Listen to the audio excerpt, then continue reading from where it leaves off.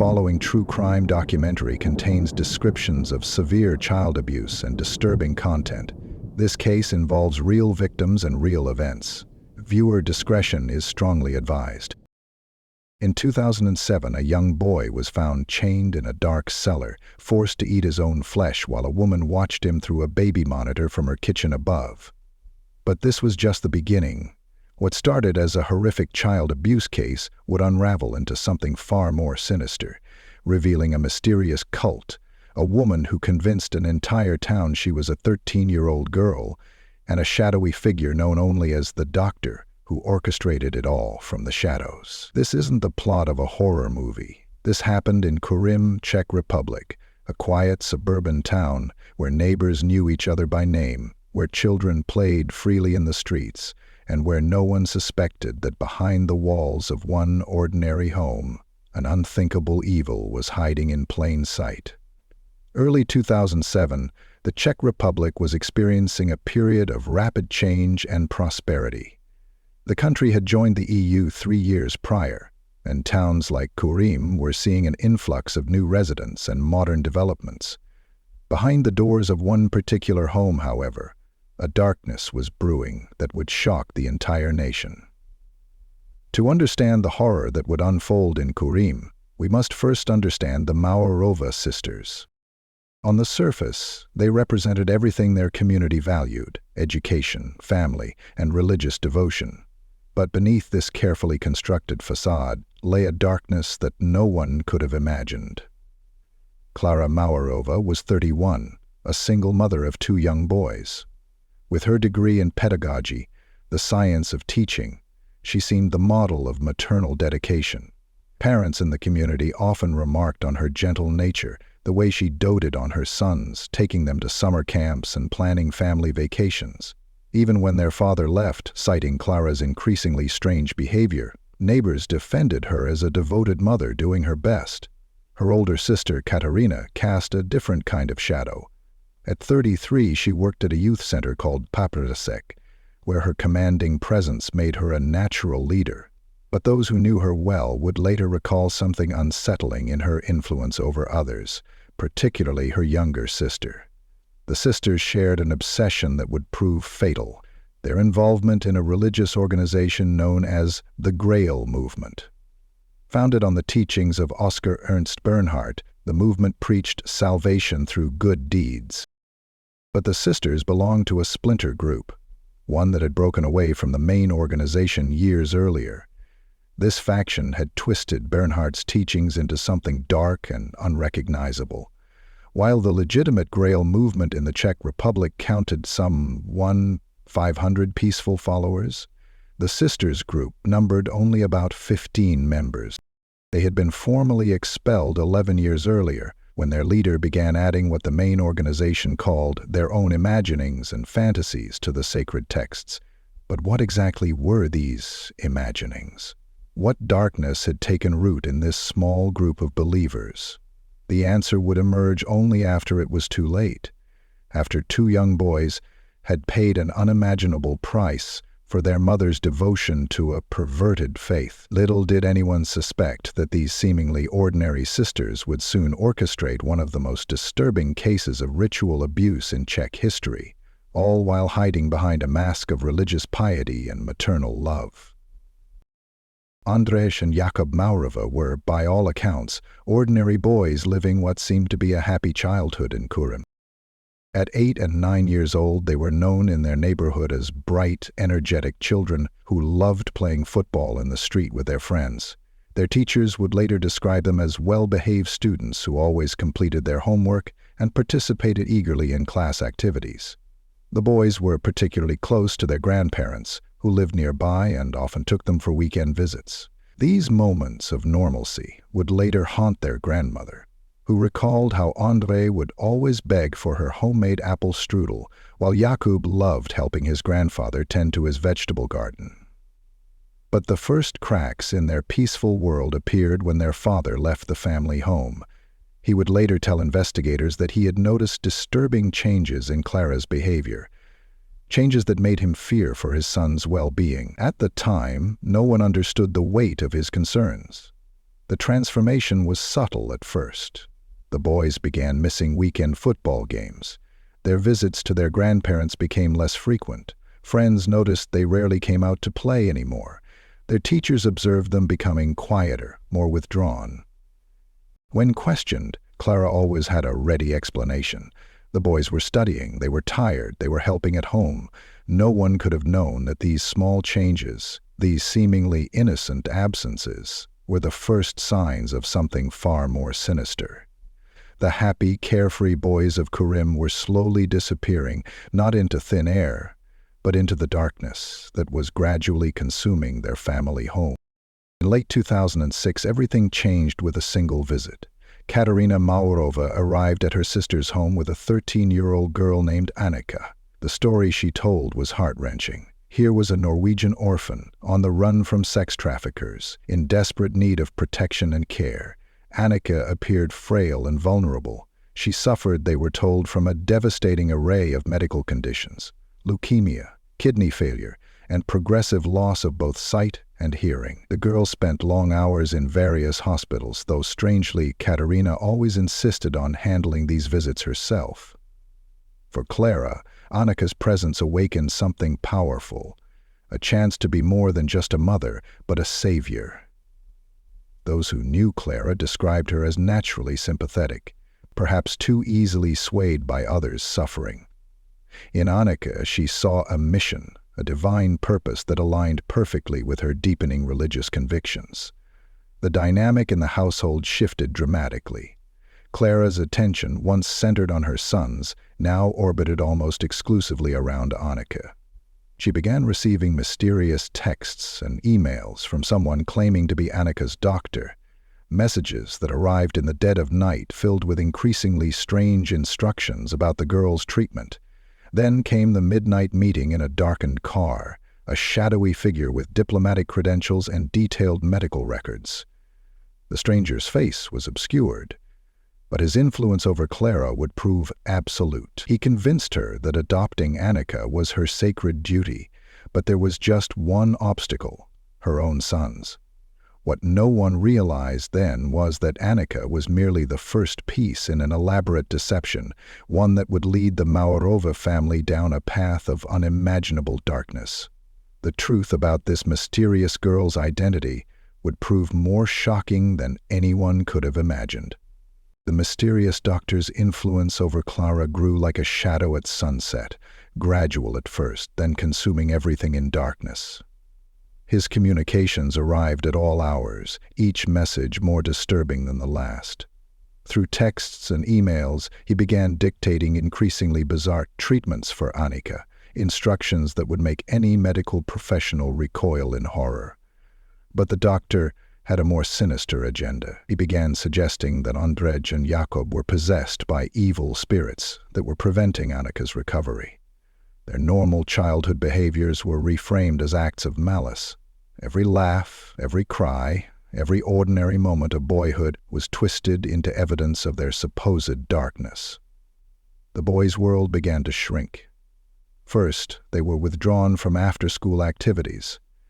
Then their visits to their grandparents ceased entirely. Friends who came calling were turned away.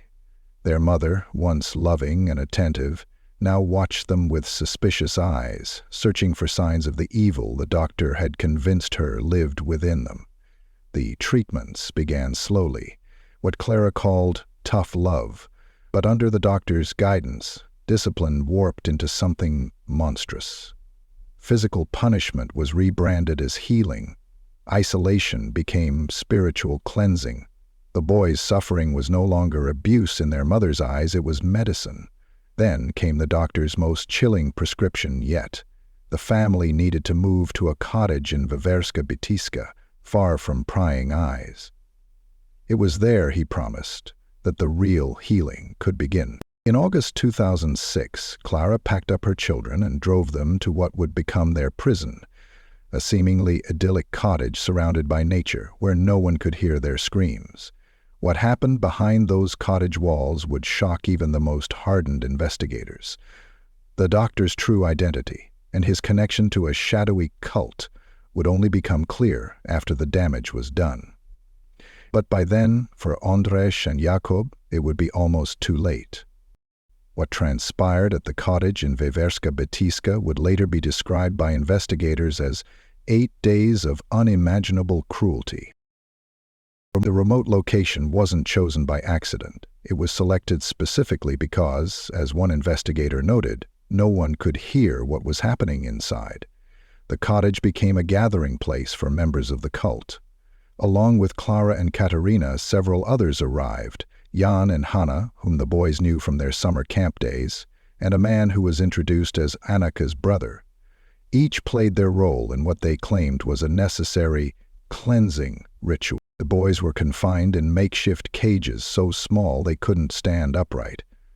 Court documents would later reveal that they were treated as less than human, forced to sleep on bare floors, denied basic dignity, subjected to systematic torture that escalated with each passing day. All while Annika watched, occasionally telling the adults that the boys were still being mean to her. After 8 days of horror, the group returned home. But for Ondrej and Jakub, this wasn't an end to their nightmare, merely a change of venue. The basement of their family home was converted into a prison cell complete with a surveillance system that allowed their tormentors to watch them from the kitchen above. Perhaps most chilling was the calculated nature of it all. The installation of the baby monitor wasn't just for surveillance, it was a way for the perpetrators to document their crimes, to watch their victims suffering from the comfort of their kitchen as if viewing some perverse reality show. This same monitor would ultimately lead to their discovery, though not before months of additional torture. The question that would haunt investigators wasn't just how anyone could commit such acts, but how a mother could be so thoroughly manipulated that she would participate in the torture of her own children. The answer lay in the shadowy cult figure known only as the Doctor, whose true identity was still to be revealed.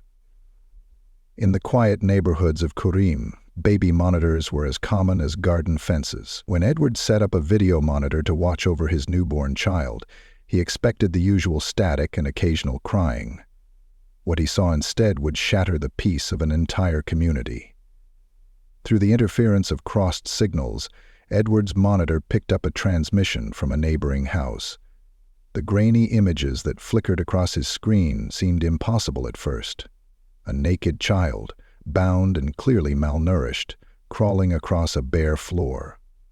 He blinked, adjusted the monitor, but the haunting scene remained. What does one do when confronted with the unthinkable?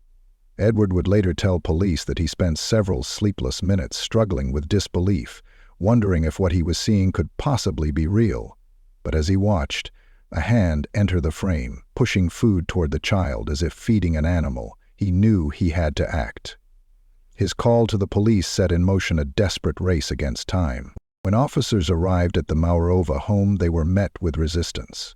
Klara and Katerina refused to open a locked door, forcing authorities to make a critical decision.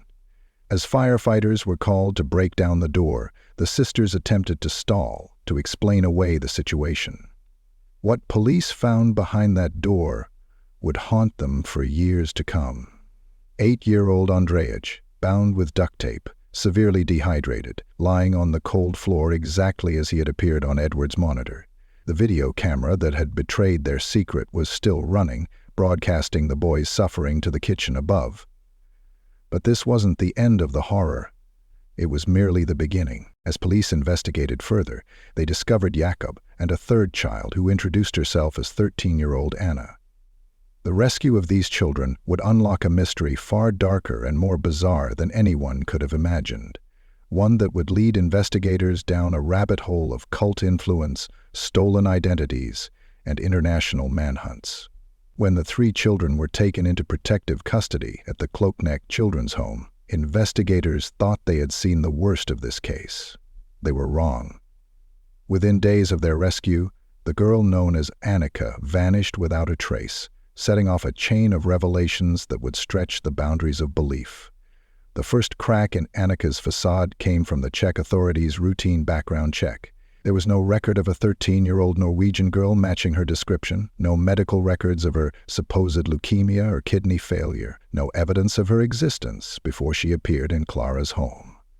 Then came the breakthrough that stunned the nation. Annika was no child at all. She was Barbara Skrylova, a 34-year-old woman with a rare glandular condition that made her appear decades younger than her actual age. The innocent victim was in fact one of the architects of the boy's torture.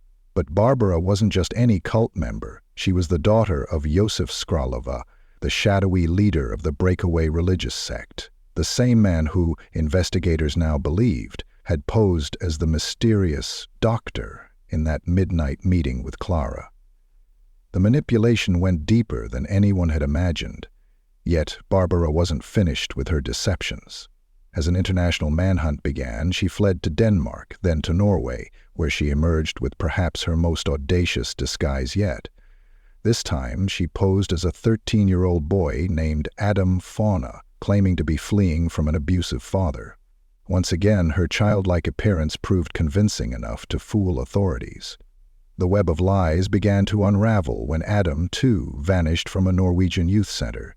When police finally caught up with her, they found a woman who had spent years perfecting the art of deception, using her youthful appearance to manipulate not just individuals, but entire systems meant to protect vulnerable children. The truth about Barbara Skrylova exposed something even more disturbing than the abuse itself: the calculated precision with which this cult had orchestrated its crimes, using the very institutions designed to protect children as tools in their twisted scheme. The investigation that followed would span 3 countries and unravel a conspiracy that seemed more suited to fiction than reality. As Czech authorities dug deeper into the Mauerova case, they discovered evidence of a cult network that stretched far beyond the confines of Kurim. The first breakthrough came when investigators uncovered a series of text messages linking the mysterious doctor to other members of the breakaway Grail movement. These messages revealed a calculated system of manipulation, with every aspect of the boy's torture carefully choreographed by unseen handlers. The hunt for Barbara Skrylova became an international operation.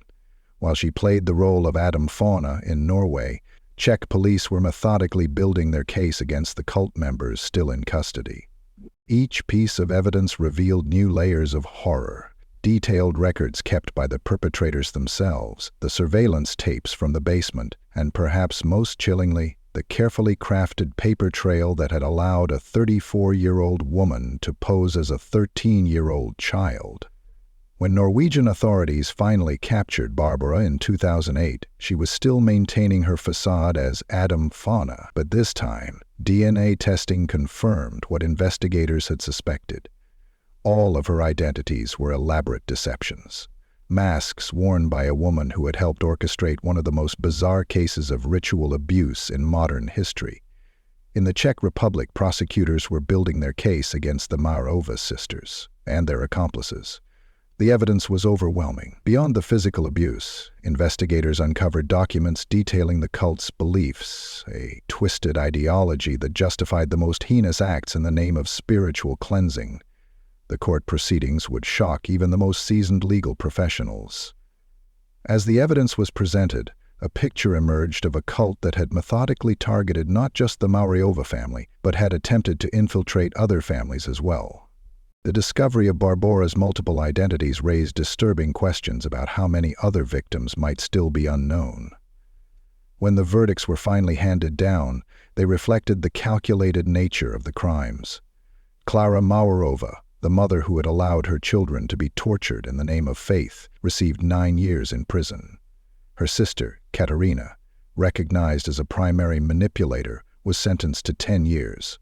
Barbara Skrylova, the woman who had posed as a child while orchestrating unspeakable abuse, was given 5 years. The other cult members present at the cottage received sentences ranging from 5 to 7 years. But for many, these punishments seemed insufficient given the magnitude of their crimes. All have since been released on parole, a fact that continues to trouble those who remember the case. The aftermath of the Mauerova case sent shockwaves through the Czech Republic's child protection system. New laws were enacted requiring stricter background checks on adoptions and foster care placements. Religious organizations came under increased scrutiny, particularly those operating outside mainstream faiths. Perhaps most importantly, the case forced a national conversation about the warning signs of cult manipulation and child abuse. Social workers were given new training to recognize the subtle indicators that might have saved Ondrej and Jakub months of torture.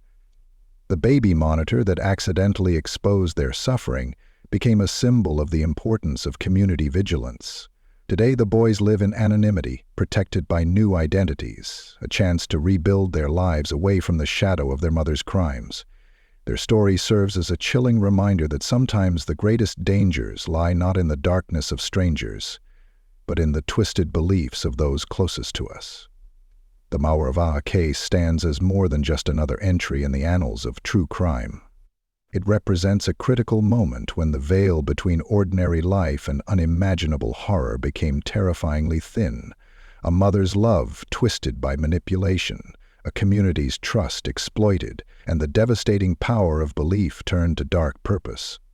The legacy of what happened in that quiet house in Kurim lives on in Czech law, in reformed child protection policies, and in the way communities now watch over their children. But perhaps its most important lesson is this: evil rarely announces itself. It creeps in through the cracks of ordinary life, wearing masks of respectability, hiding behind facades of faith and family. In the end, it wasn't sophisticated surveillance or brilliant detective work that saved these boys. It was a simple baby monitor, a neighbor's concern, and the courage to act on that concern. Sometimes that's all that stands between a child and catastrophe: the willingness of ordinary people to trust their instincts when something doesn't feel right. The story of Ondrej and Jakub Mauerova reminds us that in a world where darkness can hide in plain sight, vigilance isn't just a responsibility, it's our most powerful weapon against evil, because somewhere, right now, another child might be waiting for someone to notice, someone to act, someone to care enough to look past the facade and see the truth hiding behind it. What part of this case shocked or intrigued you the most? Share your thoughts in the comments below. If you enjoyed this content, join our community by subscribing and turning on notifications. Every subscriber makes it possible for us to keep creating content we're passionate about sharing with you.